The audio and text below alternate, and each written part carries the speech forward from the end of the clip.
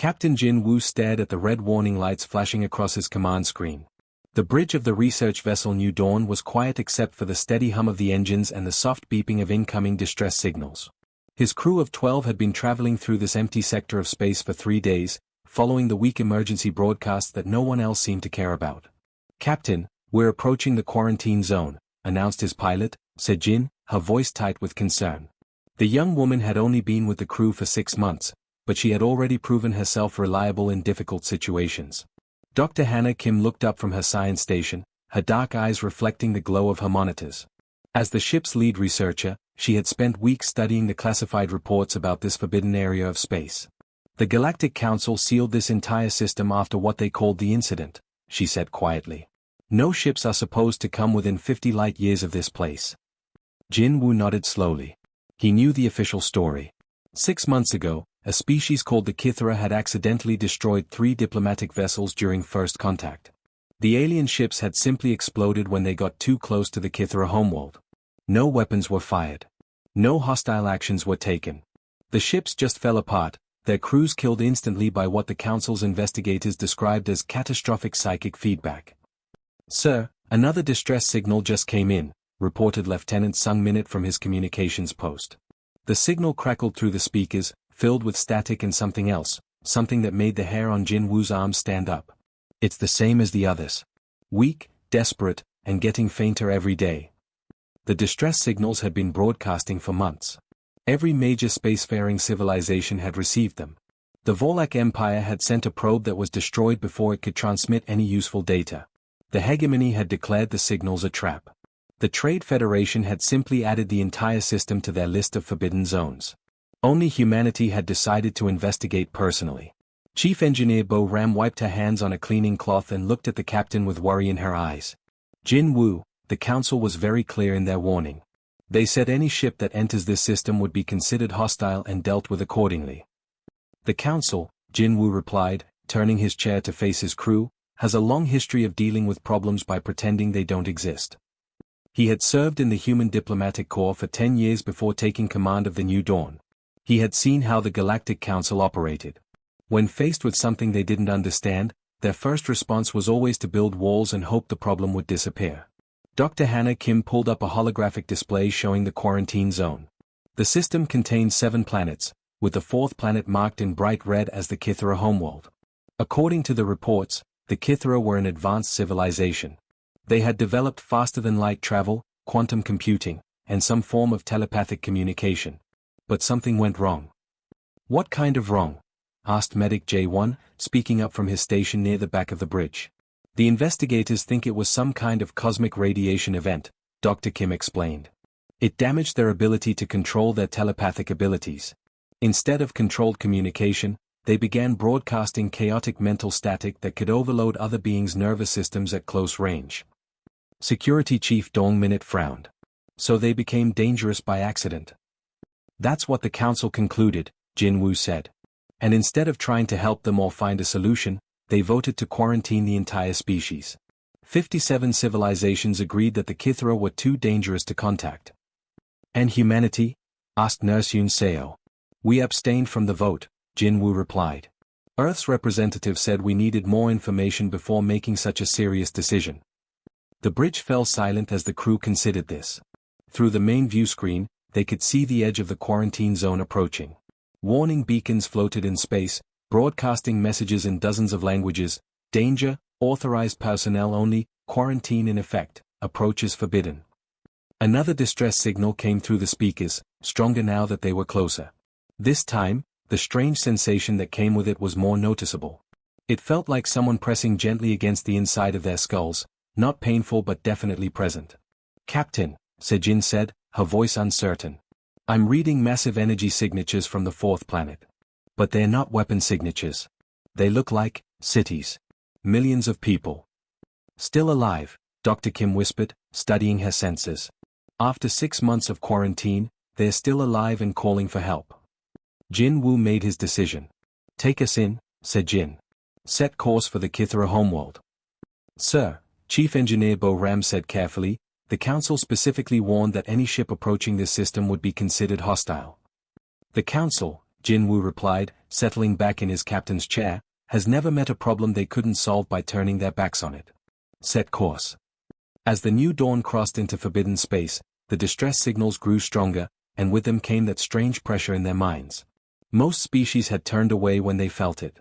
The humans flew deeper into the darkness, following the cries for help that everyone else had chosen to ignore.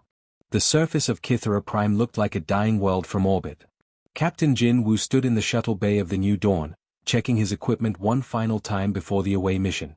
Through the small viewport, he could see the planet below, once bright cities now flickering like candles in the wind, their lights going out one by one.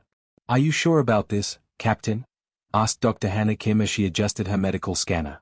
The device was already picking up strange readings from the planet's surface. "The psychic interference is getting stronger the closer we get." Jinwoo felt it too. It was like having someone whisper directly into his brain, but the words were in a language he couldn't understand. The sensation had been growing stronger for the past hour as they approached the planet. "We've come this far," he said. "We're not turning back now." The away team consisted of 6 people: Jinwoo, Dr. Kim, Nurse Yoon Seo, Engineer Tai Ho, Medic J1, and Security Chief Dong Minute. They boarded the shuttle and descended through the planet's atmosphere, following the strongest distress signal to what appeared to be the largest city. As they flew over the urban landscape, they could see the problem immediately. Buildings that should have been humming with power stood dark and silent. Streets that should have been filled with traffic were empty. Occasionally, they spotted small groups of figures moving slowly through the ruins, but even from a distance, something about them looked wrong. "Landing site confirmed," announced Tai Ho from the pilot's seat. "Setting down near what looks like the city center." The moment they stepped off the shuttle, the psychic pressure hit them like a physical force. Dr. Kim grabbed her head and stumbled, while Medic J1 dropped to one knee. "It's like being inside someone else's nightmare," Yoon Seo gasped. But they didn't run. Instead, they helped each other stand and began walking toward the nearest group of survivors. The Kythera were beautiful and terrible at the same time. They stood nearly 8 feet tall, with long, graceful limbs and skin that seemed to shimmer with an inner light. Most striking were the crystal formations that grew from their skulls like crowns, pulsing with chaotic patterns of color that hurt to look at directly. When the first Kythera saw the humans approaching, it let out a sound that was part scream and part sob. The psychic blast that came with it knocked Engineer Tai Ho flat on his back. The alien's crystal crown blazed with wild colors as waves of terror, pain, and desperate longing crashed into the humans' minds. "They're not attacking us," Dr. Kim realized, struggling to stand despite the mental chaos. "They're drowning." Security Chief Dong Minute had his weapon drawn but couldn't bring himself to use it. The alien in front of them wasn't hostile, it was suffering. Through the psychic noise, he could feel its desperation, its need for help, its horror at what it had become. More Kythera emerged from the ruined buildings. Some crawled on hands and knees, their crystal crowns dim and cracked. Others stood swaying like trees in a hurricane, their minds broadcasting such intense anguish that several humans began to cry without knowing why. "We need to try to communicate," Jinwoo said, fighting through the mental static. He approached the nearest Kythera slowly, his hands raised to show he meant no harm. The alien was young, Jinwoo realized, probably equivalent to a human teenager. Its crystal crown was smaller than the others, but the chaotic light patterns were just as wild. When it saw Jinwoo approaching, it tried to back away but stumbled over rubble. "It's okay," Jinwoo said softly, though he knew the creature probably couldn't understand his words. "We're here to help." The moment he spoke, something changed. The young Kythera's crystal crown flickered, and for just an instant, the psychic chaos lessened. In that brief moment of clarity, Jinwoo felt something incredible. The alien was trying to say thank you. Dr. Kim noticed the change immediately. "Jinwoo, keep talking to it. Your voice seems to have a calming effect." As Jinwoo continued speaking in low, gentle tones, the young Kythera's mental broadcasts began to show structure. The chaos was still there, but underneath it, Dr. Kim could detect patterns, like someone trying to speak while drowning in their own thoughts. "They're not broken," she whispered, understanding flooding through her. "They're trapped." Nurse Yoon Seo carefully approached another Kythera, an older one whose crystal crown was partially shattered. When she knelt beside it and simply placed her hand on its arm, the alien's frantic movements slowed. The psychic screaming in their minds quieted to a whisper. "Human touch," she called to the others. "Physical contact helps ground them." Over the next several hours, the away team worked with a group of 12 Kythera survivors. They couldn't cure whatever had happened to the aliens' telepathic abilities, but they could provide something the Kithra hadn't experienced in months: calm, stable minds that weren't broadcasting chaos. Engineer Tai Ho discovered that the Kithra's uncontrolled telepathy was interfering with their own technology. Computers crashed, power systems overloaded, and communication devices failed whenever the aliens tried to use them. "They are prisoners in their own cities," he reported to the ship. As the day wore on, the humans began to understand what had happened. The Kithra hadn't chosen to become dangerous. Some kind of accident had damaged their natural telepathic controls, turning their greatest gift into a curse that was slowly killing them. But the humans didn't run away like every other species had. Instead, they sat down in the ruins and began learning how to listen to the chaos, finding the desperate voices hidden underneath the psychic storm. 3 weeks had passed since the first contact, and the new dawn had become something nobody expected: a bridge between two very different worlds. Captain Jin Woo watched from the observation deck as small groups of his crew worked alongside the Kithra in the ruins of their capital city. The breakthrough had come from an unexpected source. Pilot Sejin had always been sensitive to emotions, able to read the mood of her crewmates even when they tried to hide their feelings. When she volunteered to work with a Kithra navigator named Moeth, something amazing happened. "It's like learning a new language," Sejin explained to Dr. Hannah Kim as they watched Moeth's crystal crown pulse with gentle blue light. "At first, all I could hear was noise. But if I stay calm and don't fight it, I can actually understand what it's trying to tell me." Through their mental connection, Sejin could see space in ways human eyes never could. Moeth showed her invisible currents of energy that flowed between stars, cosmic winds that could push ships faster than any engine, and hidden dangers that normal senses couldn't detect.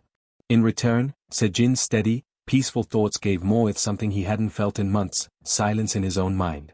"The human mind is like a quiet lake," Moeth managed to communicate through their link.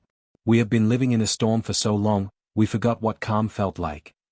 Dr. Kim made this discovery the foundation of what they called the Anchor Protocol. Instead of trying to fix the Kithra's damaged telepathy, the humans learned to work with it.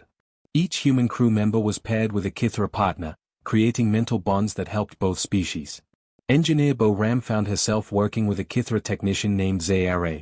The alien's uncontrolled telepathy had made it impossible for her people to use their advanced computers, but Bo Ram discovered something incredible when they worked together.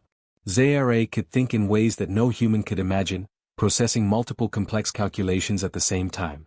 When Bo Ram provided the stable mental framework, Zara could solve engineering problems that should have taken months of work. "Look at this," Bo Ram called excitedly to the others, pointing to a device they had built together. It looked like a normal computer, but crystal formations grew through its circuits like living veins. "Zara can make quantum calculations that our best supercomputers can't handle. And I can keep the system stable so it doesn't overload."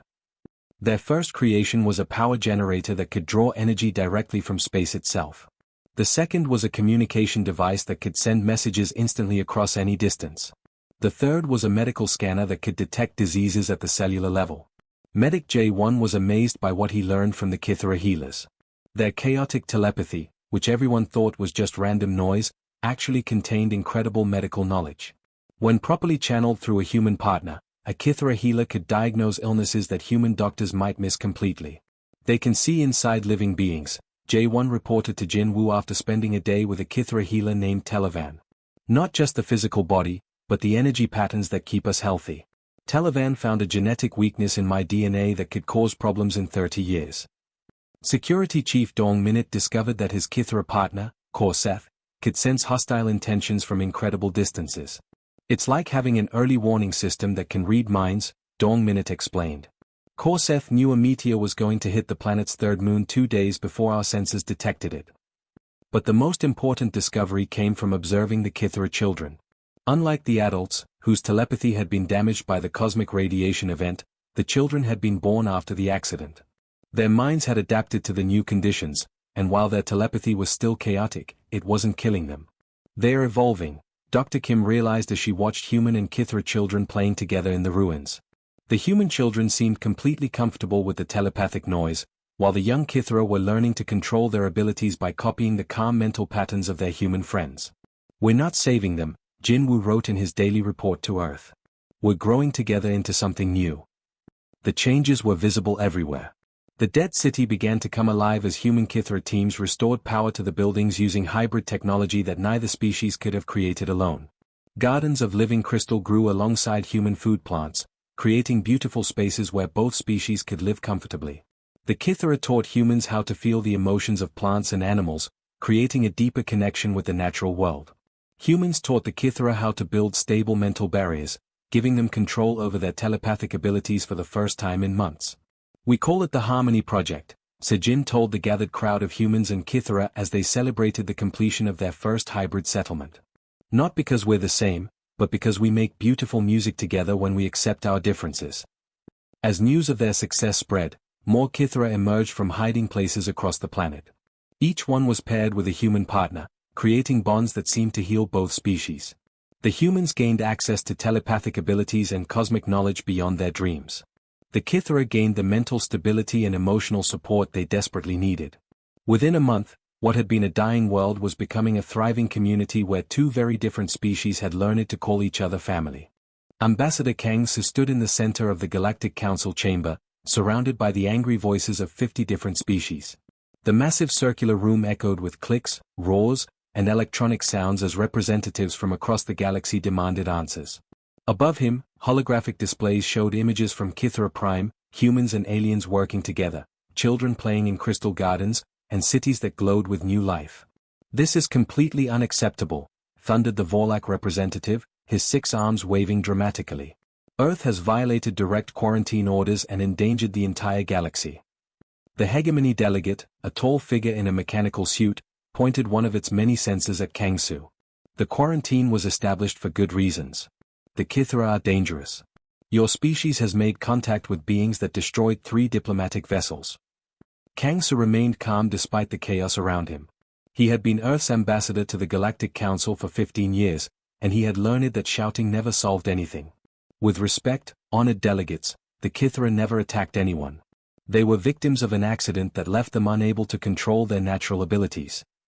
"Victims or not, they are still deadly," snapped the Trade Federation speaker, her tentacles curling with anger. "Your Captain Jin Woo and his crew have ignored our warnings and put themselves in extreme danger." "Actually," Kang Su replied, activating his own holographic display, "they've done something remarkable." The images showed the incredible technology that humans and Kithera had created together: power generators that drew energy from empty space, medical devices that could cure diseases thought impossible to treat, and computers that could solve problems in seconds instead of years. The council chamber fell silent as they watched footage of human children playing with young Kithera, their laughter echoing through crystal gardens. They saw human doctors working with Kithera healers to save lives that would have been lost. They saw engineers from both species building machines that seemed like magic. "Impossible," whispered the Scientific Union representative, "a being made of pure energy contained in a glass body. Our best scientists said that Kithera telepathy was completely uncontrollable." "Your scientists," Kang Su said gently, "were looking for ways to fix the Kithera. Humans decided to work with them instead of trying to change them." The council leader, an ancient being whose species had founded the galactic government thousands of years ago, leaned forward on his floating platform. "Ambassador Kang Su, regardless of your intentions, you have broken galactic law. The quarantine must be maintained." "Why?" Kang Su asked simply. "Because you're afraid of them, or because you're afraid of being wrong?" The question hung in the air like a challenge. Around the chamber, delegates began arguing among themselves. Some demanded immediate military action to stop the human-Kithera partnership. Others wondered if perhaps they had been too quick to judge. Back on Earth, the footage from Kithera Prime had created a sensation. News broadcasts showed the incredible hybrid settlements where humans and aliens lived together in harmony. Scientists marveled at the new technologies. Children drew pictures of their new crystal-crowned friends from space. Prime Minister Lee Na faced her own council of advisors in the emergency meeting room. "The Galactic Council is threatening trade sanctions if we don't end all contact with the Kithera," reported Foreign Minister Park Minute. "They say we have 1 week to comply." "And if we refuse?" asked Lee Na. "They'll cut off all trade agreements, ban human ships from Council space, and declare us a rogue civilization," Park Minute replied grimly. Defense Minister Kim Hai looked at the reports from Kithera Prime with wonder in her eyes. "Prime Minister, the technology they're developing could change everything. Medical breakthroughs that could save millions of lives, energy sources that could end our power problems, communication systems that could connect us with distant colonies instantly." "It's not about technology," Lee Na said firmly. "It's about doing what's right." The Kithra needed help, and our people helped them. That's who we are. The emergency session of Earth's global parliament was broadcast live across the planet. Representatives from every nation debated the council's ultimatum while citizens watched anxiously. When the vote was called, it wasn't even close. Earth will not abandon the Kithra, announced Parliament Speaker Jung Ho. We will face whatever consequences come from our choice to help those who need it. News of Earth's decision reached the Galactic Council within hours. The chamber erupted in chaos as delegates argued about the proper response. Some called for military intervention. Others worried about the economic impact of losing Earth as a trading partner. The humans are being foolish, declared the Vorlak representative. They're risking their entire civilization for a handful of dangerous aliens. But privately, many council members were studying the reports from Kithra Prime with growing interest. The hybrid technologies were beyond anything their own scientists had achieved. The medical advances could revolutionize healthcare across the galaxy. The peaceful integration of two very different species was something the Council had never managed to accomplish. Dr. Hannah Kim, now serving as Earth's chief xenobiologist, made the final broadcast that would be heard across Council space. Every species you've rejected as broken or dangerous simply needed someone to accept them as they are, she said, standing in a crystal garden where human and Kithra children played together. We're not collecting outcasts. We're building a family. The Council voted to impose immediate sanctions on Earth. But as the news spread, something unexpected began to happen. Other rejected species, those deemed too emotional, too strange, or too different, began sending their own messages to humanity. They wanted to come home too. 5 years after first contact with the Kithra, Admiral Jin Woo walked through the main corridor of New Haven Station, marveling at how much had changed. The space station orbited Earth's moon, but it looked nothing like the cold metal structures humans usually built. Crystal formations grew through the walls like living veins, pulsing with soft light that responded to the emotions of people passing by. Kithra architects had worked with human engineers to create something beautiful and functional. "Admiral, we have another request," said his aide, Lieutenant Yoon Hee, as she hurried to catch up with him. "The Therians want to establish a colony in the Centauri system." Jin Woo smiled. The Therians had been the second species to join what everyone now called the Human Coalition. The Galactic Council had rejected them because they were too emotional, a species that felt everything so intensely that most other aliens found them exhausting to be around. But humans had discovered something wonderful about the Therians. Their intense emotions made them incredible artists, healers, and teachers. "Approved," Jin Woo said. "Make sure they have plenty of humans willing to work with them. Therian colonies work best when they have emotional anchors." They passed through the Garden District, where impossible things grew in harmony. Human roses climbed crystal trees that sang soft melodies when the wind touched them. Kithra meditation pools reflected starlight that somehow made visitors feel peaceful. Children from 6 different species played together, their laughter creating music that the crystal formations echoed throughout the station. Jin Woo paused to watch a group of youngsters chase a ball made of pure light, a Therian invention that responded to joy by growing brighter and more colorful. Human children ran alongside young Kithra, their crystal crowns pulsing with happiness. A small collective drone hovered nearby, sharing the experience with its entire hive mind back on their homeworld. "Sir," Yoon Hee said quietly, "the council has sent another message." Jin Woo knew what it would say before she told him. For 3 years, the Galactic Council had been dealing with something they called the Void Plague, a strange infection that could jump between organic and digital systems, destroying both living beings and computer networks.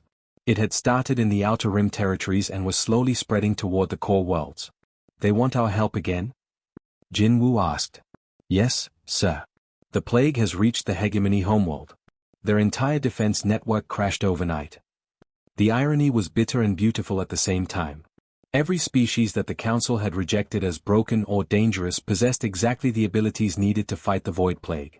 The Therians could sense the plague's emotional impact on victims, providing early warning before symptoms appeared.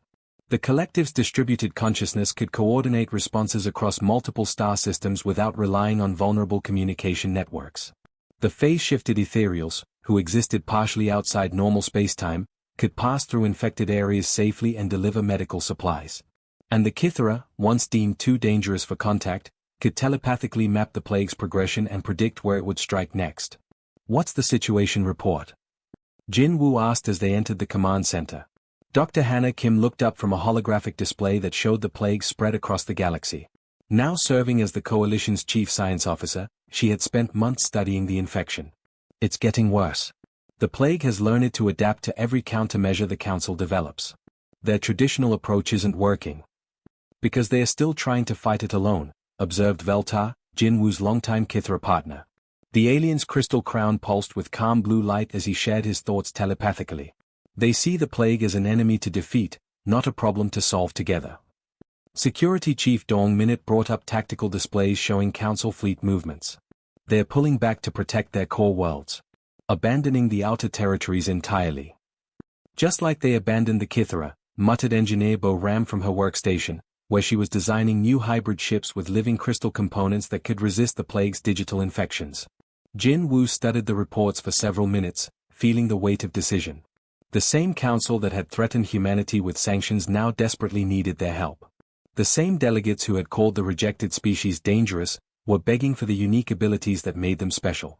Admiral, Yoon, he said softly, what do we tell them? Before Jin Woo could answer, a new voice spoke up. It was Zara, a young Therian whose emotional sensitivity made her one of the Coalition's best diplomats. We tell them what family always tells each other, she said, her voice warm with compassion that could be felt by everyone in the room. We're here when you're ready to accept help. Jin Woo nodded. Prepare the Coalition fleet. Full medical and technical support. And send a message to every rejected species in our alliance, it's time to show the galaxy what we can accomplish when we work together. As word spread through New Haven Station, something remarkable happened. Humans, Kithra, Therians, collective drones, and ethereals all began preparing for the mission together. Not as conquerors or saviors, but as healers bringing medicine to a sick galaxy. The Council had rejected them all, calling them broken, dangerous, or useless. Humanity had called them family and helped them become something greater than any single species could achieve alone. Now that family was going to save the galaxy that had turned its back on them, not for revenge or glory, but because that's what families do. They help each other, even when it's hard, even when it hurts, even when the ones they're helping had once pushed them away. The Coalition fleet departed for Council space, carrying hope in their hybrid ships and love in their diverse hearts.